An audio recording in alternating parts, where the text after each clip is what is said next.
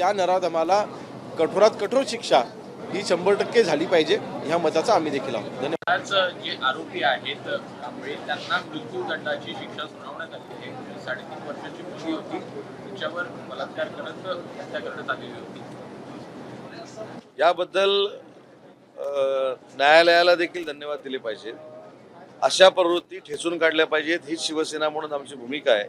आणि अशी प्रवृत्ती परत निर्माण होणार नाही म्हणून हा आदर्श निर्माण झालेला आहे. आलेला आहे आणि कोणती शिक्षा द्यावी तूच सांगावं असं न्यायाधीशांनी त्याला सांगितलं. याच्यावर सुनावणी सुरू आहे. मात्र ज्या प्रकारे हे सगळं प्रकरण घडलं, फाशीशिवाय पर्याय नाही. आरोपीला विचारायची गरज नाही, कोर्टाने फाशीची शिक्षा त्याला सुनावली पाहिजे. आरोपी जो आहे हा 2 केसेसमधून याच्या आधी सुद्धा हा बाहेर निघालेला होता. हा विकृत माणूस आहे. याने स्वतःच्या घरामध्ये सुद्धा अशा पद्धतीने पुतणी किंवा आणखीन कोणी हिच्यावरती पण अशा पद्धतीचा अटेम्प्ट केलेला होता की प्रयत्न केला होता. परंतु ही विकृती आपल्याला पूर्ण नष्ट करायची असेल तर या विकृतींना ठेचणं ही आज काळाची गरज आहे. आणि त्याच्यामुळे थोड्याच वेळात आता निकालाचं वाचन चालू आहे. मला असं एक महिला म्हणून, एक आई म्हणून मला असं वाटतंय मरेपर्यंत फाशी या हरामखोरांना झाली पाहिजे. तर या सुनावणीच्या दरम्यान कोर्टामध्ये नेमकं काय झालंय आपण ते देखील जाणून घेऊया. न्यायाधीशांनी असं म्हटलं की तो प्रसंग आठव आणि तूच ठरव की तुला काय शिक्षा दिली पाहिजे.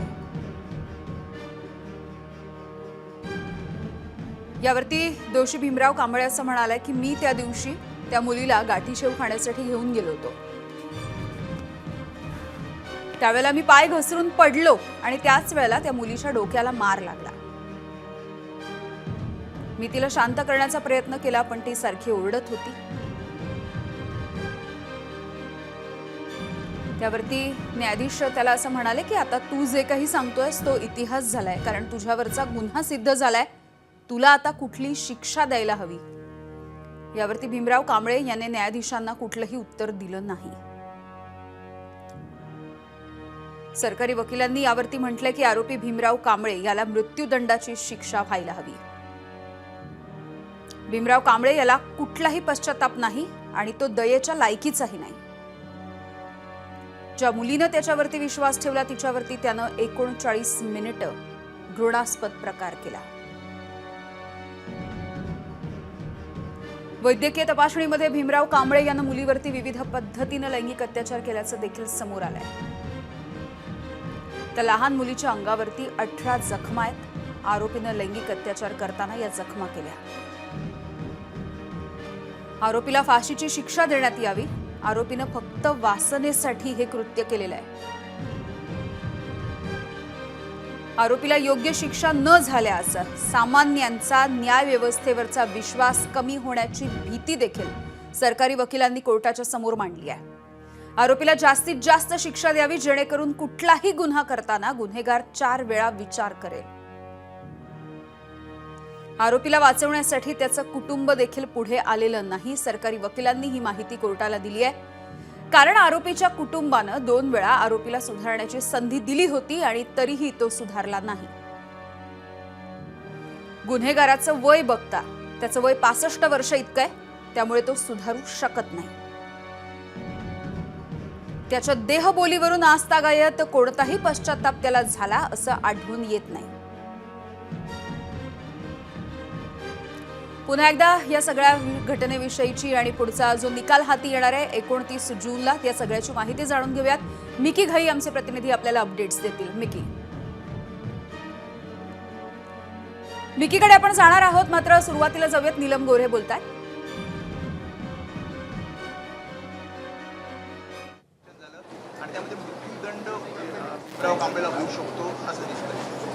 एकतर ही केस जी आहे ती अत्यंत घृणास्पद आणि अतिशय छोट्या एका मुलीवरती तिच्या भोळेपणाचा फायदा घेऊन तिच्यावरती बलात्कार आणि खून अशा पद्धतीने घडलेला आहे आणि त्याच्यात तो आरोपी दोषी आहे असं न्यायालयाने स्पष्ट केलेलं आहे.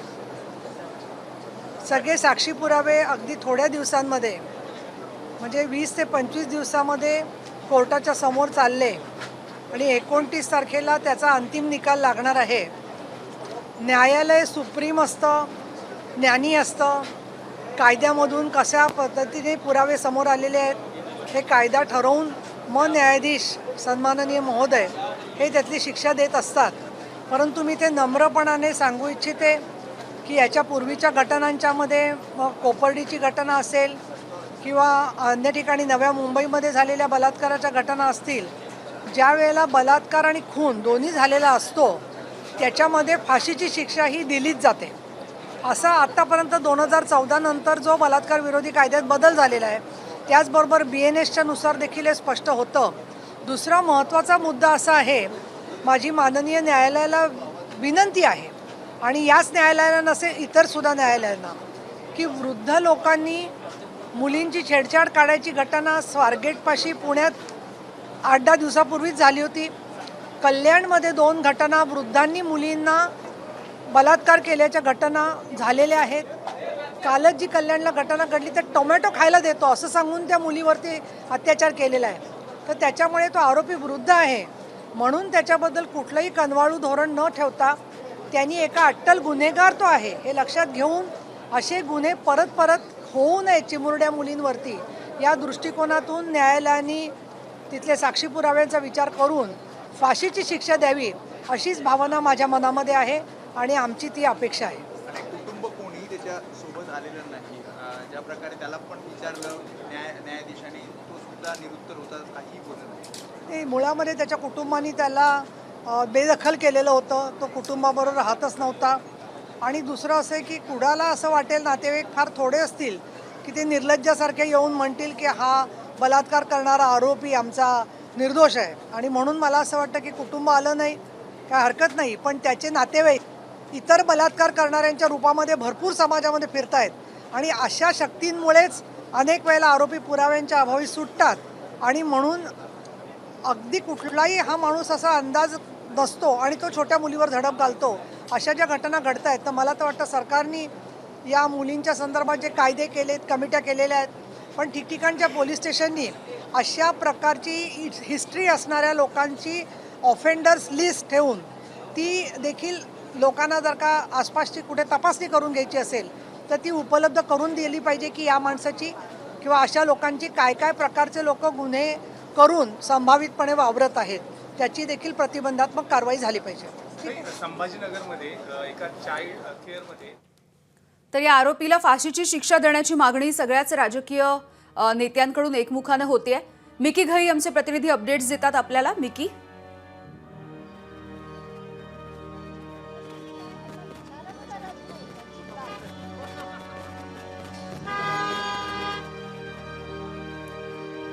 मिकी, माझा आवाज पोहोचतोय तुमच्यापर्यंत. आता 29 जूनला म्हणजे येत्या सोमवारी या प्रकरणाचा निकाल हाती येईल.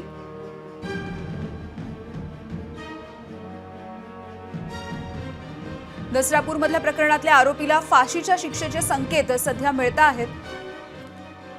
जवळपास गेल्या महिनाभरामध्ये ही जी सुनावणी पार पडली, 55 दिवसांमध्ये साधारणपणे हा निकाल येणं अपेक्षित होतं आणि आणखी 4 दिवसांची आपल्याला वाट बघावी लागणार आहे.